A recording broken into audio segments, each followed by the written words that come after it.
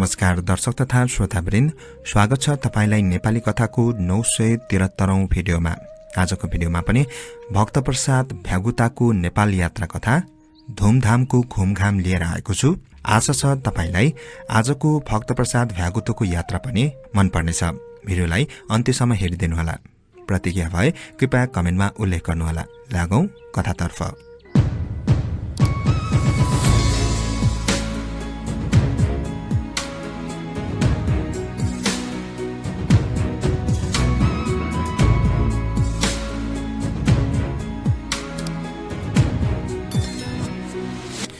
दर्शक तथा श्रोतावृन्द, भक्तप्रसाद भ्यागुताको नेपाल यात्रामा हिजो भने खडियाल गोहीले भक्तप्रसाद भ्यागुतालाई पोखरा जाने सल्लाह दिएको थियो। आजको भिडियोमा भक्तप्रसाद भ्यागुता उत्तरतिर लाग्छ। कथा उत्तरतिर लाग्दा खडियाल गोहीले पोखरा जाऊ भनेकोले भक्तप्रसादले पनि पोखरातिरै लाग्ने सुरु गर्यो। त्यहाँ छिनमा गोहीको साथी, छिनमा उसैको आहारा बन्नु त नपर्ला, उसले सोच्यो। पोखरा पनि काठमाडौँ जस्तै उपत्यका हो भन्ने कुरा भक्तप्रसादलाई थाहा थियो। उपत्यका भए पनि पोखराको बनावट अलिक फरक छ र काठमाडौँ भन्दा पोखराको उचाइ कम छ। अन्नपूर्ण हिमालको काखमुनि रहेको पोखरा चितवनबाट उत्तर पश्चिम दिशातर्फ पर्छ भन्ने चाहिँ उसलाई राम्रो थाहा थिएन। त्यसो भए पनि अहिलेसम्मको यात्राबाट भक्तप्रसाद केही अनुभवी भइसकेको थियो। धेरै कुरा जान्ने बुझ्ने भइसकेको थियो। उसले ट्रकमा चढेर पोखरा जाने विचार गर्यो। ट्रक समात्न नारायण घाट पुग्नु पर्थ्यो। नारायण घाट नारायणी नदीको किनारमा छ र नेपालका मुख्य राजमार्गहरू त्यहीबाट जान्छन् भन्ने भक्तप्रसादले सुनेको थियो। तर नारायण घाट जाने पो कसरी भन्ने समस्या थियो। नहिडिकन नारायण घाट पुग्ने कुनै सजिलो उपाय पक्कै हुनुपर्छ। कच्ची सडक छेउ टुक्रुक्क बसेर भक्तप्रसादले सोच्यो। त्यति नै खेर दायाँ बायाँ दुवैतिर दाल चामलका बोरा र पोका पन्तराहरू झुन्डिएका साइकलका ताती सडकमा देखा परे। ती सबै साइकलमा उत्तरतर्फ गइरहेका थिए। त्यसको मतलब पक्कै पनि उनीहरू नारायण घाट बजारमा सामान पुर्याउन गइरहेका होलान् भन्ने भक्तले अड्कल लगायो। सोधखोज गरेर समय खेर नफाली भक्तप्रसाद झटपट पछाडिको एउटा साइकलको सामानमा फुत्रुक्क उफ्रेर चढिहाल्यो। छमक्क साँझ परेपछि भक्तप्रसाद चढेको साइकल नारायण घाटको मूल चोकमा आइपुग्यो। भक्तप्रसाद त्यसै ठाउँमा साइकलबाट खुत्रुक्क झर्यो। भक्ते होहल्ला र खचारोको कहाली लाग्दो संसारमा आइपुगेको थियो। चोक छेउैको बस बिसौनीमा कानको जाली फुट्ने गरेर हर्न बजाउँदै रात्रि बसहरू रोकिन्थे। तीनमध्ये कोही पश्चिमको नेपालगञ्जतर्फ जान्थे र कोही पूर्वको काकड भित्तातिर लाग्थे। नारायण घाट बजारमा छलमल्ल बलेको बत्तीहरूले गर्दा राति पनि दिउँसै पो हो कि जस्तो लाग्थ्यो। मोटरसाइकलदेखि लत्ता कपडा, बिजुली जेनेरेटरदेखि मौसम अनुसारका फलफूल आदि सबै थोक बजारमा बेच्न राखिएका थिए। नारायण घाट बजार काठमाडौँको असन बजारभन्दा चल्ती र हुलमुलको देखिन्थ्यो। त्यस्तो हुलमुल त मेरो हजुरबुवा बुद्धिप्रसादले पनि देखेका छैनन् होला। पोखरा जाने तर्खरमा रहेको भक्तप्रसादले विचार्यो। बजारमा हिँड्नलाई उसले नालीको बाटो समात्यो। यसो गर्दा गाडीको पाङ्रा वा मान्छेका पैतालामा परेर किचिने डर उसलाई भएन। घुम्दै ऊ ट्रक चालकहरूले खाना खाने होटलमा पुग्यो। त्यहाँ सामान ढुवानी गर्ने ट्रकका केही चालकहरू बसेर खाना खाइरहेका थिए। भक्तप्रसाद त्यस छाप्रो होटलमा पस्यो र एउटा बेन्च मुनि छिरेर ड्राइभरहरूको कुराकानी सुन्न लाग्यो। उनीहरूको कुराकानीबाट एउटा ट्रक पोखरातिर जानै लागेको थाहा पायो। त्यो ट्रक चलाउने ड्राइभर एउटी आइमाई थिइन्। तिनको नाम फुलमाया थियो। फुलमाया नेपालकै पहिलो महिला ट्रक चालिका भएको कुरा भ्यागुताले बुझ्यो। त्यत्रो ठूलो देश भारतमा समेत ट्रक चलाउने कुनै आइमाई छैनन्। होटलको एउटा वेटर ठिटो त्यहाँका ग्राहकलाई सुनाउँदै थियो। भो कति कराएको, चुप लाग। सधैँ यो एउटै कुरा सुन्दा सुन्दा दिक्क भयो कि, फुलमायाले भनिन्।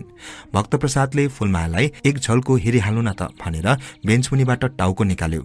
त्यसो गर्दा भक्तप्रसादको टाउकामा झण्डैले वेटरको चप्पलले किच्चियो। 1 इन्चको फरकले मात्र उजोगियो। फुलमायाको वर्ण गहुँ गोरो र आँखी भाउ काला थिए। तेप्सो नाकमा तिनले फुली लगाएकी थिइन्। उनले हिट्ने सुरसार गर्दै आफ्नो कपाल सोरेर जुरो पारिन्।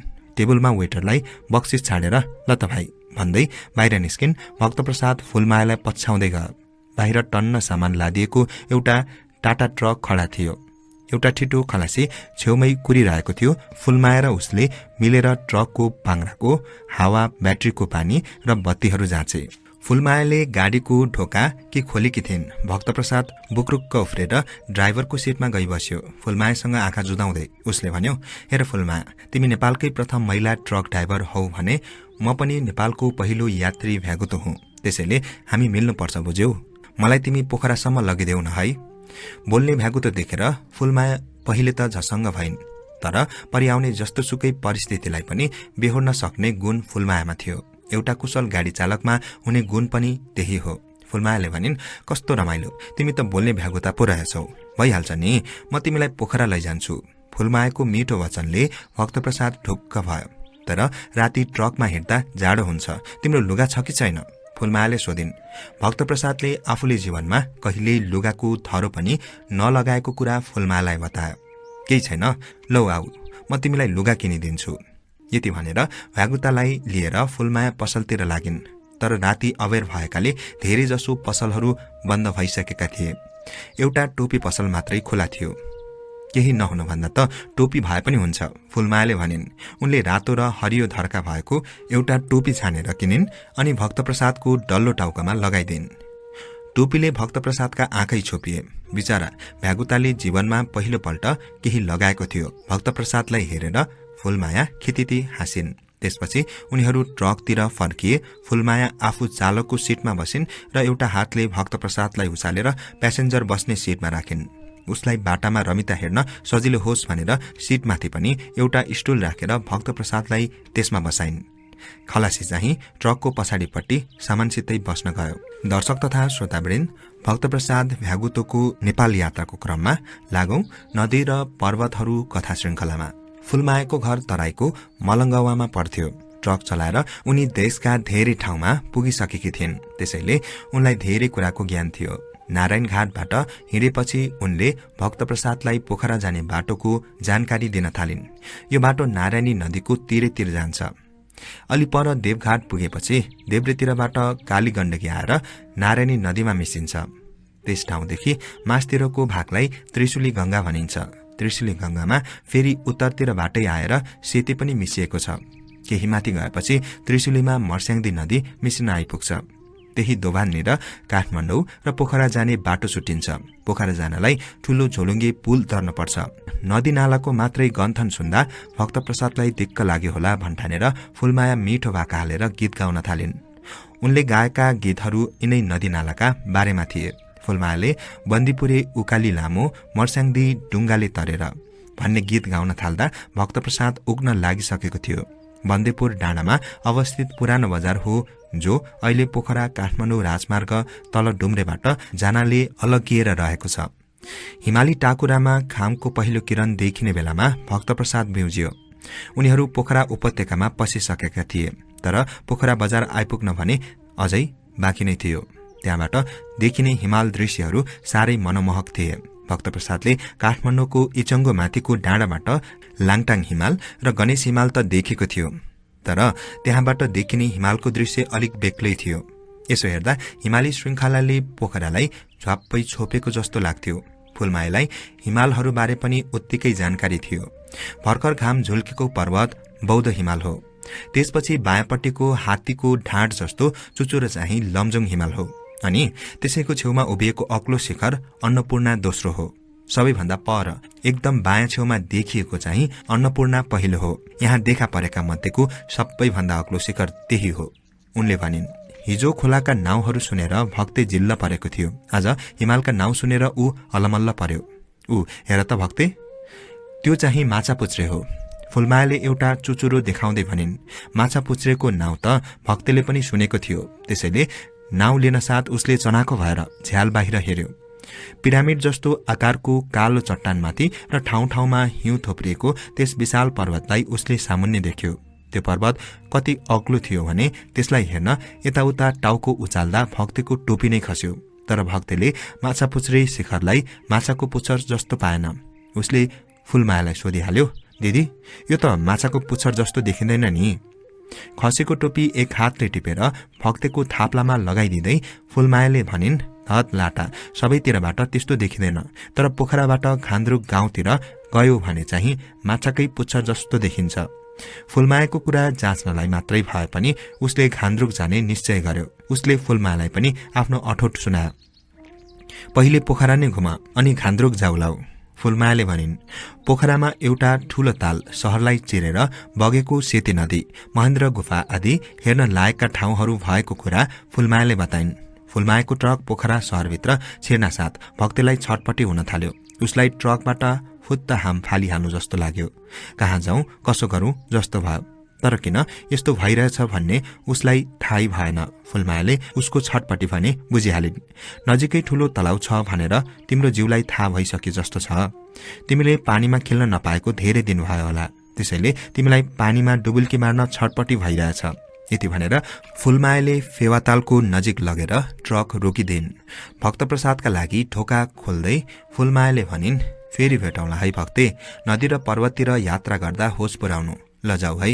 भक्तलाई छाडेर फर्कन पर्दा फूलमायाको अनुहार मलिन देखिन्थ्यो। ट्रकबाट झ्वाम्म हाम फालेर भक्तप्रसाद सरासर फेवातालतिर दौडियो। फूलमायाको ट्रक बिस्तारै मोडिएर धुलो र धुवाँ उडाउँदै गयो, तर भक्तले पछाडि फर्केर हेरिरहन भ्याएन। उसलाई पानीमा झ्वाम्म हाम फाल्ने बाहेक अर्को कुनै सुरै थिएन। उसले त्यतिका पानी देखेर मनमा नै विचार गर्यो, आहा कति धेरै पानी, कति ठूलो पोखरी। पोखरी होइन, यो त ताल पो हो त। ताल होइन, समुद्र हो, होइन महासागर हो। आहा हजुरबालाई यो महासागर देखाउन पाए त क्या मजा हुन्थ्यो। दर्शक तथा श्रोतावृन्द, पोखराको फेवातालपछि भक्तप्रसाद भ्यागुतुको नेपाल यात्रा जारी रहन्छ। अर्को कथामा कथाको शीर्षक पोखरेली भोज।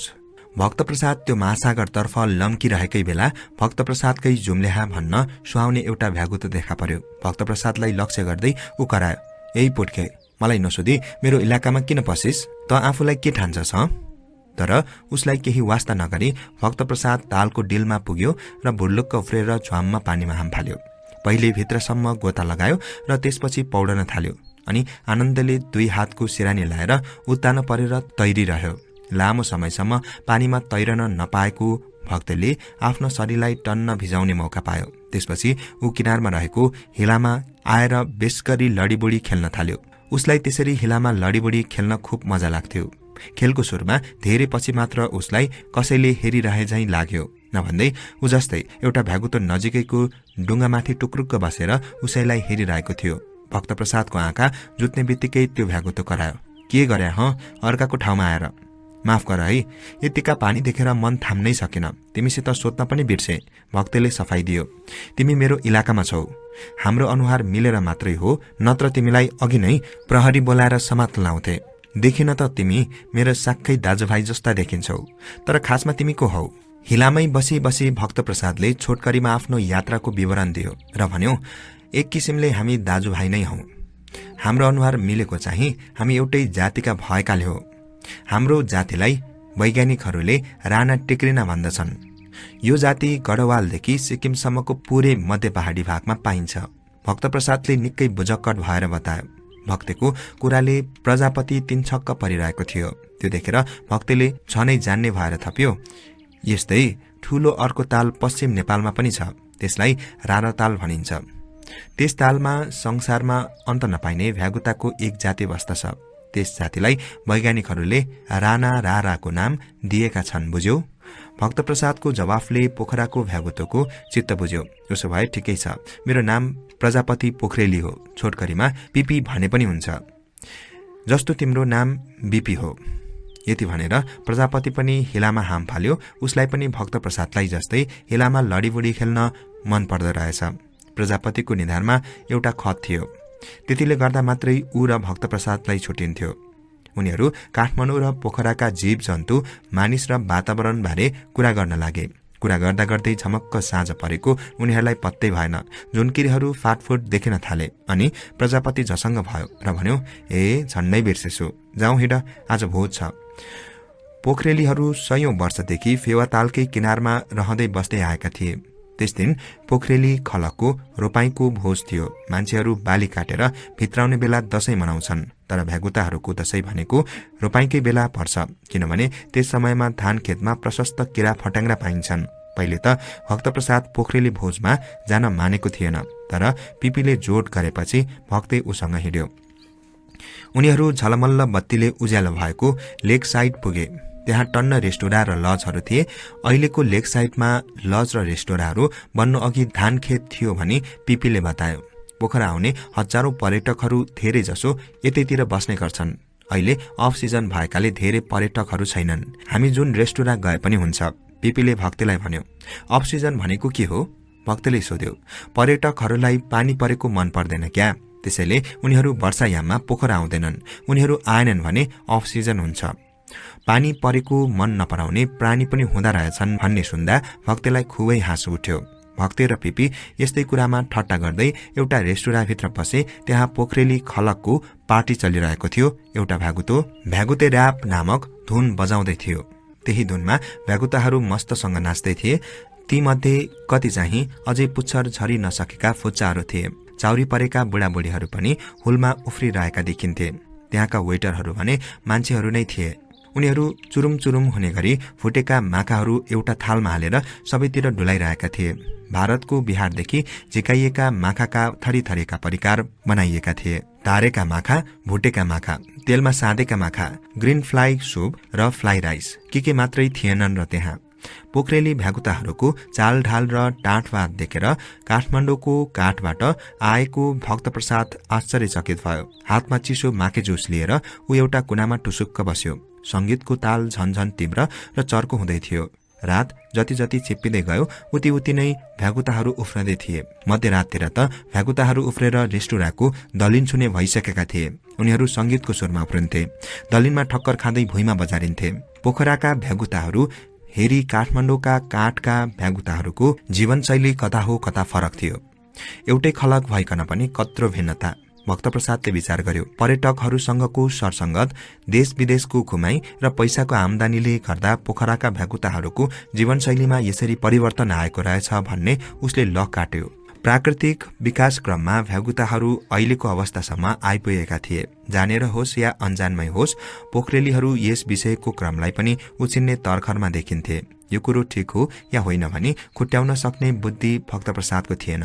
भक्तप्रसादले नाचिरहेका भ्यागुताहरूको होलमा टाउकामा खत भएको पिपीलाई ठमायो। भक्तले हाँस्दै हिँडे भनेर इसाराले हात हल्लायो र पिपीले बस भनेर जोड गर्न नपाउँदै ऊ रेस्टोराबाट फुत्त निस्किहाल्यो। अनि फेवाताल किनारमा आएर एउटा दुलाभित्र पल्टियो। उसलाई भोलिपल्ट चाँडै उठेर घान्द्रुक जानु थियो। पोखरेलीहरूको पार्टीमा देखेका कुराले भक्तको मगज निकै खलबलियो। के ठिक हो के बेठिक हो उसले बुझ्नै सकेन। पल्टेर यिनै कुरा सोच्दै भक्ते निधायो। त्यस रात हजुरबा बुद्धिप्रसाद फेरि भक्तेको सपनामा आयो। आधुनिक हुनु नराम्रो होइन भक्ते, तर एकै झट्कामा चलिआएको परम्परालाई हटाउनु पनि राम्रो होइन। यसो भएमा हाम्रा सन्तान रहन भुल्नमा पर्छन्। उनीहरूलाई राम्रो नराम्रो छुट्याउन गाह्रो पर्छ। जे कुरा पनि अति भएपछि क्षति हुन्छ। त्यसैले नयाँ संस्कृति अँगाल्दा निकै ध्यान पुर्याउनु पर्छ। ल अब सुत भक्ति।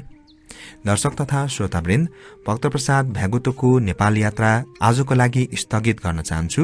भक्तप्रसाद भ्यागुतो के भोलि उठेर घान्द्रुक जान्छ त? र घान्द्रुक गएपछि के कस्ता नयाँ कुराहरू देख्नेछ त्यो भने भोलिको भिडियोमा अवश्य वाचन गर्नेछु भन्दै लागौं हिजोको भिडियोमा सोधिएको गाउँ खाने कथातर्फ।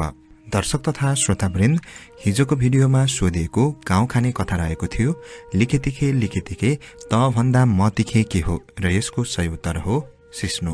अब लागौं आजको गाउँ खाने कथातर्फ। आजको गाउँ खाने कथा रहेको छ लेक बेसी पहाड तराई सबैतिर हुन्छ, बिहान बेलुकी हलुवा पाक्छ, दिउँसो पड्किदिन्छ के हो? प्रश्न एकपटक फेरि। लेक बेसी पहाड तराई सबैतिर हुन्छ, बिहान बेलुकी हलुवा पाक्छ, दिउँसो पड्किदिन्छ के हो? यस प्रश्नको उत्तर तपाईलाई थाहा भए कृपया कमेन्ट गर्न नबिर्सनुहोला भन्दै लागौं हिजोको भिडियोमा कमेन्ट गर्नुहुने दर्शक श्रोताज्यूको नाम अनि कमेन्ट वाचनतर्फ। माया श्रेष्ठज्यू लेख्नुहुन्छ, नमस्कार जोजोलपा आदरणीय जमिन सर, साह्रै नै रोचक अनि खमाइलो भ्यागुतोको तराई भ्रमण कथा भन्नुहुन्छ, धन्यवाद। अर्जुन बिसीज्यू लेख्नुहुन्छ, नमस्कार सर, घुमघामको धुमधाम कथा एकदमै राम्रो अनि उत्कृष्ट छ, मिठो प्रस्तुतिको लागि धेरै धेरै धन्यवाद सर भन्नुहुन्छ, धन्यवाद। पुष्पा घिमिरेज्यू लेख्नुहुन्छ, रमाइलो कथा मिठो आवाजमा सुन्न पाइयो, धन्यवाद जमिन सर भन्नुहुन्छ, धन्यवाद। त्यसैगरी एन रेनालिसा श्रेष्ठज्यू लेख्नुहुन्छ राम्रो छ कथा वाचन, धन्यवाद। खेम पबजी लाइट गेमज्यू लेख्नुहुन्छ अति सुन्दर कथा। दिपेन्द्र मगरज्यूले पनि कमेन्ट गर्नुभएको छ। प्रतिमा लावतीज्यू लेख्नुहुन्छ नमस्कार जमिन सर, अति नै रोचक कथा सुन्न पाइयो, हजुरलाई धन्यवाद भन्नुहुन्छ, धन्यवाद। त्यसैगरी विष्णु सापकोटाज्यू लेख्नुहुन्छ खुर्सानी होला कि जमिन सर भन्नुहुन्छ। त्यसैगरी शिशिर जङ राणाज्यू लेख्नुहुन्छ नाइस, र एन रेनाली श्रेष्ठज्यू लेख्नुहुन्छ राम्रो छ कथा वाचन। कमेन्ट गरिदिनुहुने सम्पूर्ण दर्शक श्रोताज्यूलाई धेरै धेरै धन्यवादका साथ यसरी नै कमेन्ट गरेर साथ दिनुहोला भन्दै आजको कथा के कस्तो लाग्यो कृपया कमेन्टमा उल्लेख गरिदिनुहोला। भिडियोलाई मन परेमा लाइक गर्नुहोला, साथै तपाईसँग पनि कथा भए मलाई मेरो कथा 204@gmail.com मा मेल गर्न सक्नुहुनेछ। च्यानललाई सब्स्क्राइब गर्नुभएको छैन भने सब्स्क्राइब गर्नुहोला। अन्त्यसम्म हेरिदिनु भएकोमा धन्यवादका साथ म कथावाचक जमिन राई पनि यहाँहरू माझबाट ओजेल पढ्न चाहन्छु। नमस्कार।